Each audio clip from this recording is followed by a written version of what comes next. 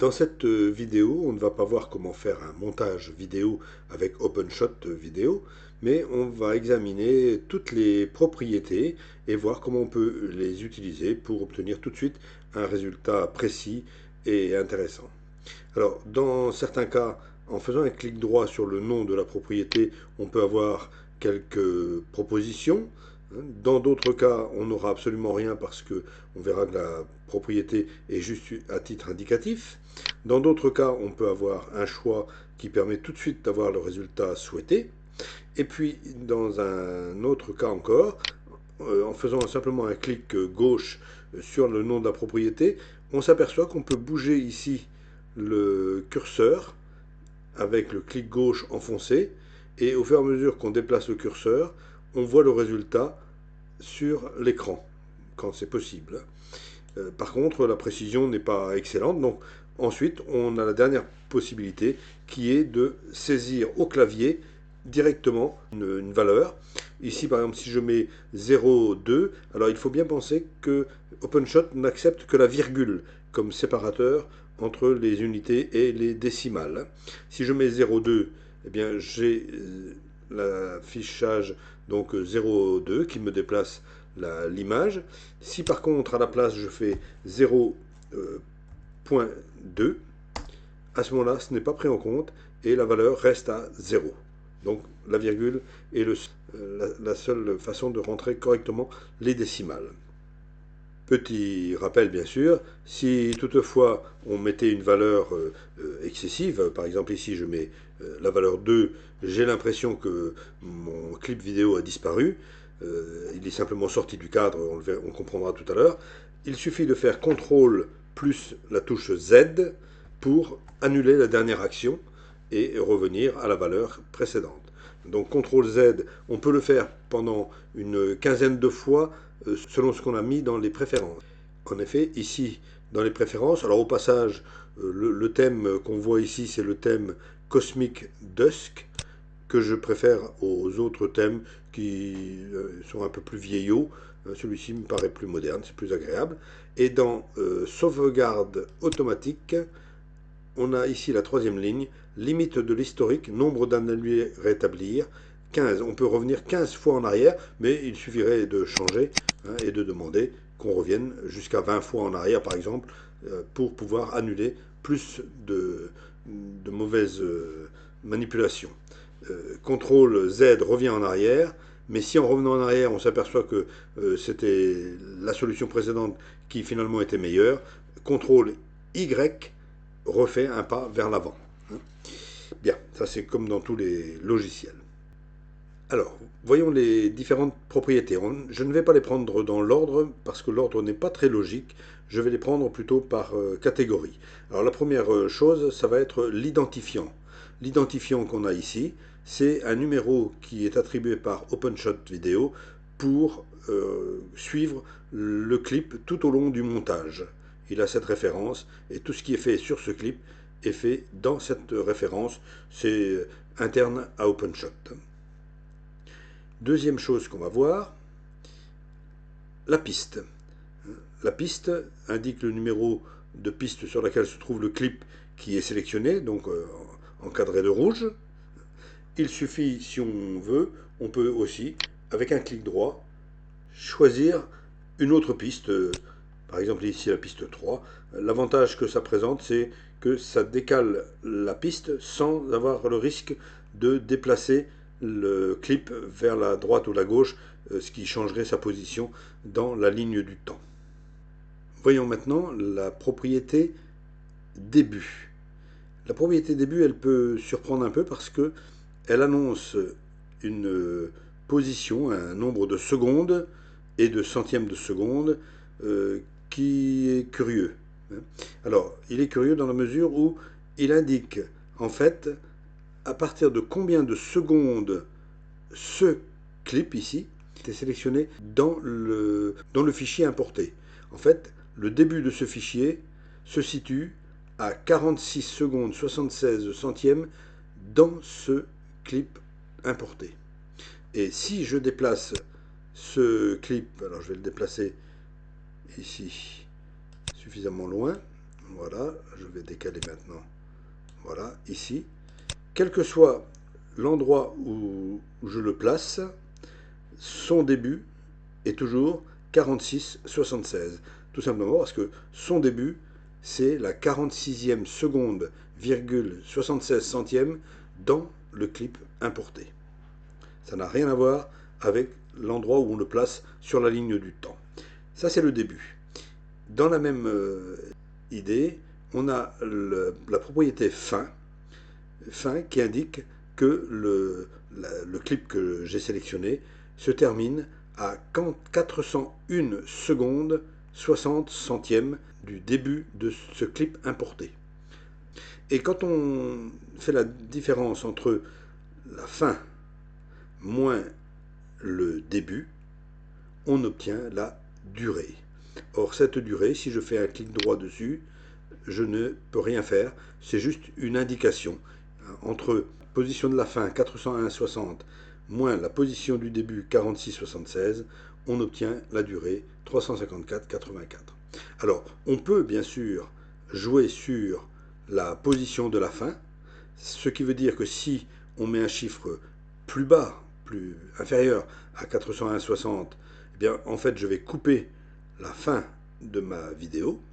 Si, par contre, dans début, je mets un chiffre qui sera, il faut qu'il soit supérieur à 46,76, eh bien, ça veut dire que je vais couper et perdre le début de mon clip.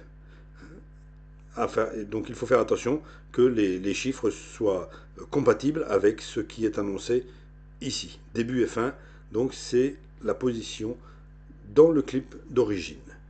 Maintenant, quelle est la propriété qui indique l'endroit où se trouve précisément notre clip vidéo sur la ligne du temps? Ça, c'est la propriété position. Position 32,44, c'est la position actuelle du début du clip. Si je recule un peu, là je vais être à 36,60, effectivement. Si je me mets un peu plus en arrière encore à 40 à peu près, là voilà, je suis à 39,96, voilà. Et si je veux très précisément, je peux cliquer et indiquer que je veux que ça commence à 40, par exemple 40,50. Donc là, il m'arrondit ma valeur à 40,48, tout simplement parce que 40,50 est incompatible avec le nombre d'images par seconde, hein, puisque je travaille ici en 25 images par seconde, et il est obligé de mettre la première image avec une durée compatible. Sachant que ici, donc, on travaille en secondes et centièmes de seconde, et que ici, la durée est assez particulière. C'est les deux premiers chiffres, c'est heure, puis minute, puis seconde, et ensuite après la virgule, ce n'est pas des centièmes de seconde, c'est un nombre d'images. D'ailleurs, si je me place ici, je suis à la 40e seconde effectivement de ma ligne de temps et à la 17e image dans la seconde. Si j'avance avec les flèches de mon clavier, flèche droite, je vais avancer d'une image à chaque flèche droite. Et comme je travaille à 25 images par seconde, arrivé à la 25e, je suis à la 40e seconde, et une image de plus, je passe à 41 secondes.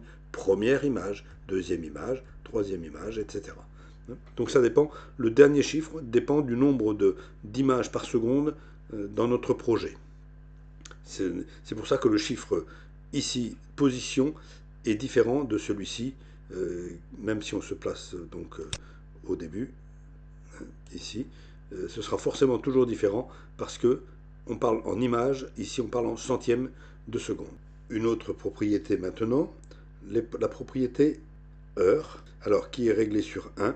Je te déconseille de modifier quoi que ce soit parce que les chiffres qui s'affichent ici sont très difficiles à comprendre, je n'ai pas trop saisi. Par contre, on fait un clic droit sur le clip, on retrouve la même propriété, heure, et on s'aperçoit qu'ici, eh bien, la propriété heure, qui peut-être serait aussi bien traduite par tempo, parce que ça permet de régler la vitesse de lecture du clip, soit donc vitesse normale en avant ou en arrière, une fois la vitesse, donc c'est sans modification. Hein.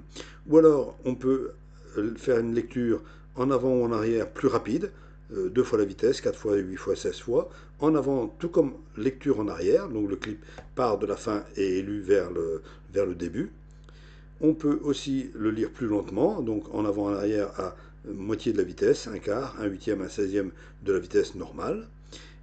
On peut figer pendant quelques secondes une partie de notre clip pour faire un arrêt sur image, et on peut même, pendant qu'on fait un arrêt sur image, faire un zoom pendant cet arrêt sur image. Le zoom sera au départ dans les propriétés sera réglé par défaut avec un très léger zoom, mais il est modifiable et on peut faire un zoom très puissant si c'est nécessaire, hein, comme on le voit quelquefois à la télévision, ça peut être pratique. Mais donc il faut plutôt utiliser ce format ici, cette propriété à partir du clic droit, plutôt que de chercher à modifier quoi que ce soit dans les propriétés ici. Passons maintenant à cette propriété numéro de trame qui est réglée par défaut sur aucun. Si on fait un clic droit, on peut choisir que ce soit un numéro de trame sur le clip. Alors qu'est-ce que c'est? Eh bien, ça indique le numéro de l'image ici en haut à gauche de l'écran. C'est le numéro de l'image dans le clip, c'est-à-dire ça fait référence au numéro de l'image telle qu'elle était dans le clip importé. C'est-à-dire que ici, je suis sur la 1174e image de ce clip importé. Alors que je suis au tout début du clip, hein, presque, je peux même me mettre vraiment au tout début ici. Voilà, là je suis, hein, donc 1169e image, c'est la première du clip, mais c'est en fait la 1169e image dans ce clip d'origine.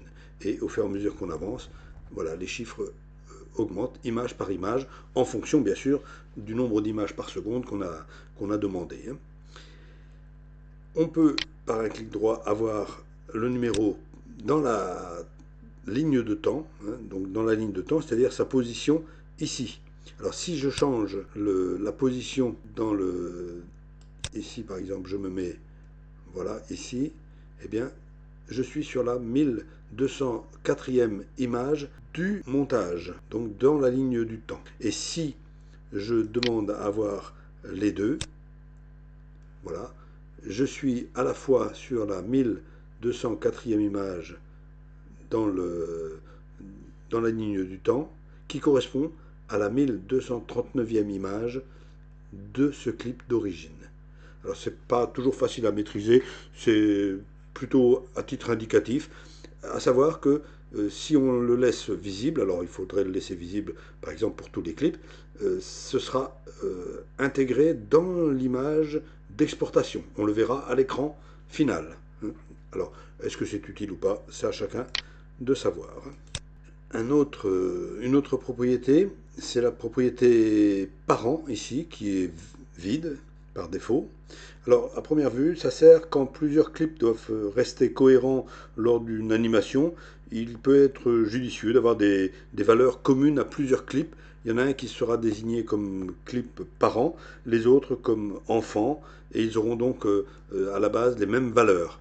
Je n'ai jamais eu l'occasion d'utiliser, donc je ne maîtrise pas, à voir. Hein. Maintenant, la valeur alpha qu'on trouve tout en haut, qui est réglée par défaut sur 1, et la valeur peut aller de 1 à 0, c'est la transparence.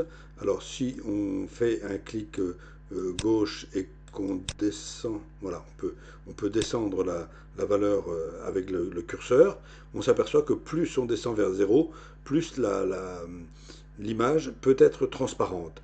Ce qui peut être utile si, par exemple, eh bien, un clip, on va le faire, si un clip, voilà, se retrouve au-dessus l'un de l'autre, voilà, on s'aperçoit qu'on a en réalité les deux images, mais pour qu'on voit celle d'en dessous, il faut que celle du dessus soit très légèrement, enfin plus ou moins transparente.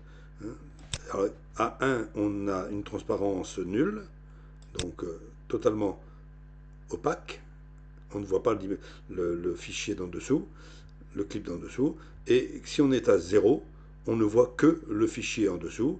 Et entre les deux, eh bien, on a un petit peu des deux. Voilà, je monte, on voit petit à petit, hein, on passe de l'un à l'autre. C'est de cette manière aussi qu'on peut créer un fondu enchaîné en mettant deux clips l'un au-dessus de l'autre et en demandant que l'un passe de transparence 1 à transparence 0, pendant que l'autre fait exactement l'inverse dans le même temps, et on a dans ce cas-là un fondu enchaîné tout à fait précis, et exactement comme on le souhaitait. Passons maintenant à la propriété alignement, qui par défaut est réglée au centre. Ici par exemple j'ai 4 clips que j'ai diminués à l'échelle 0,50 en largeur et en hauteur. Maintenant si pour le premier je demande clic droit alignement, je souhaite l'image en haut à gauche.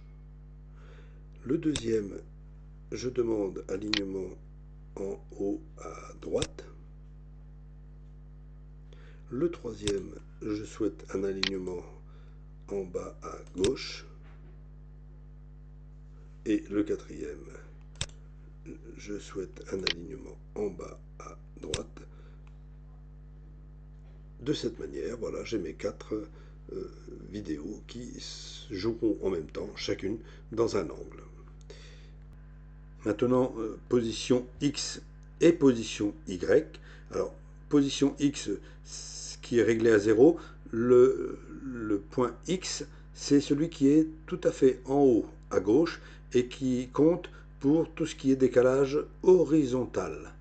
Autrement dit, à 0, le point le plus à gauche est dans l'angle gauche, donc position tout à fait normale. Si par contre je déplace mon curseur vers la droite, je m'aperçois que le point de mon image, qui était le point 0, est passé au point 43, 43 sur 100, hein, quand on pourrait dire 43%, et mon image se décale de plus en plus vers la droite. Et si j'arrive à 1, voilà, l'image est complètement décalée à droite. Je ne la vois plus, elle est là, mais elle est hors champ de l'écran. Et donc, il suffit de régler plus ou moins pour... En fait, c'est un peu un pourcentage. Au curseur, on n'est pas très précis, donc là, une fois que c'est sélectionné, je peux taper le chiffre que je veux, 0, et ça me ramène donc mon image complètement à gauche. Et c'est exactement la même chose, mais là, en position Y, c'est la position verticale. De en haut à gauche, du haut, je descends, et à 1, je serai sorti. Voilà, je vais le descendre. À 1, je sortirai totalement. Voilà, 1, je sors totalement de l'écran. Ça permet également de positionner des images. Je vais retaper aussi 0 pour être précis. 0, je valide. Voilà, je suis précis. Et ça permet également de faire disparaître des images, de faire un mouvement en jouant avec ces positions X et Y. Maintenant, passons à l'origine, X et Y. Alors, toujours pareil, X, c'est pour ce qui est horizontal, Y, c'est pour ce qui est vertical. Et là, on nous règle par défaut à 0,50. 0,50, tout simplement parce que l'origine, c'est ce centre, ici, cette cible, qui permet, si on a un mouvement à faire de rotation, par exemple, pour l'image, eh bien, la rotation va se faire autour de ce point central. Donc, origine, dans les deux cas, ce sera lié avec la rotation qui est à 0.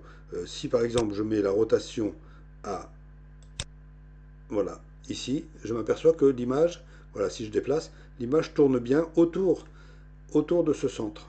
Mais je peux très bien aussi, alors je remets à 0 ici, voilà, l'image est droite, je peux très bien aussi décaler cette cible vers un endroit. Alors, je peux le faire avec la souris. Voilà, je l'ai approché ici. Mais si je veux être très précis, je peux dire, ben, je veux que mon image, elle tourne autour du point vraiment 0. Alors je fais 0, valide. Ici, 0, je valide. Le point de basculement, de rotation, sera l'angle complètement en haut à gauche. Et si maintenant, ici, par exemple, je mets à 45 degrés, l'image a pivoté de 45 degrés ici. Je remets à 0, l'image revient droite. L'origine ici, si je la mets au maximum, c'est-à-dire à 1, et l'origine, je la laisse à 0, je vois que ma rotation va se faire à partir de l'angle en haut à droite. Et bien, même chose, je vais mettre 45 degrés et je reviens avec mes flèches, je reviens en arrière sur les deux chiffres pour être devant le 4, et là je mets moins, parce que je ne peux pas taper moins 45, je suis obligé de taper 45, je retourne en arrière avec mes flèches de direction, moins ensuite. Et si je fais moins 45, alors dans ce cas-là, la rotation se fait dans l'autre sens. Passons maintenant à l'échelle. Alors l'échelle, quand on fait un clic droit, on a plusieurs possibilités, ce qui permet, si l'image ne rentre pas correctement dans le cadre de notre écran, on a la possibilité de recadrer, de faire le meilleur ajustement possible, d'étirer l'image vers la droite, vers la gauche, ça, ce qui va la déformer évidemment, hein, ou aucun, hein, c'est selon le choix qu'on peut faire, c'est un réglage rapide. Hein. Et sinon, on a aussi en dessous échelle X et Y qui permettent de modifier la valeur, la taille de notre image. Alors par défaut, l'échelle X et Y c'est à 1. Si on diminue, alors je vais cliquer dessus et diminuer, on va mieux voir ce qui se passe. Voilà, en X, bien sûr, on réduit la largeur. Si je clique et que je réduis en Y, je réduis la hauteur. Alors si la valeur est la même des deux côtés, je ne déforme pas mon image. Et éventuellement, je peux aussi augmenter et mettre par exemple en échelle, je vais mettre 1,3 et en échelle Y 1,3, j'ai fait un point tout à l'heure, ça ne marche pas, 1,3, voilà, 1,3, 1,3, et bien en fait, j'augmente mon image qui, on le voit, dépasse de l'écran, donc je n'aurai plus que cette partie qui sera visible. C'est un zoom, mais maîtrisé. Maintenant, le cisaillement. Alors, le cisaillement, c'est un effet sur l'image qui déforme. Alors, en X, ça déforme l'image en décalant horizontalement les bords. En haut, en bas, on décale les bords. Je reviens à 0 ici. Voilà, c'est droit. Maintenant, le cisaillement Y, c'est pareil, mais pour ce qui est de la partie haute et basse, voilà, on s'aperçoit que si on joue avec le curseur, eh bien, on déforme notre image en jouant sur les côtés haut et bas. Je remets à 0. Voilà. Et puis, ensuite, pour ce qui est de la vidéo, il nous reste, voilà, ici, plus en haut, activer la vidéo. Alors, si je fais un clic droit, je peux avoir en automatique. Donc, s'il y a de l'audio et de la vidéo, les deux sont joués. Si je mets non, ici, eh bien, le son sera joué, mais l'image n'existe pas puisque la vidéo n'est pas jouée. Activer la vidéo, non. Dans le même ordre d'idée, on a activé l'audio ou pas. Hein, donc, selon qu'on marque, si on dit que non, on ne veut pas activer l'audio, bien sur ce clip, il n'y aura pas de son du tout. Ce qui peut quelquefois être utile pour rajouter une bande son ou une voix off dans notre montage. Donc là, pas de difficulté. Le volume. Alors, le volume, il se trouve ici, le volume. Alors, ici, le volume est à 1, c'est-à-dire à 100%. Hein. Plutôt que de faire un réglage ici, il est préférable de choisir le mot, enfin la propriété volume, ici, en faisant un clic droit dans le clip, et de choisir, parce que ici, par exemple, si je choisis clip entier, on a la possibilité de monter le volume jusqu'à 130% au cas où il serait un peu faible, mais on peut aussi le descendre hein, pour peut-être mettre une voix off hein, qui ne soit pas couverte par le volume d'une musique. On a la possibilité aussi de mettre des fondus en entrée et en sortie au niveau audio. Hein, ce qu'on peut faire aussi, bien sûr, avec la vidéo. Hein, et selon ce qu'on aura choisi, on aura les réglages voulus. Ensuite, nous avons le mixage audio. Il est, voilà, mixage audio. Alors ça, je n'ai jamais eu l'occasion d'utiliser. Je pense que si on a un audio seulement sur un canal, canal gauche par exemple, et un audio sur le canal droit, on peut peut-être les mélanger pour ne faire qu'un canal.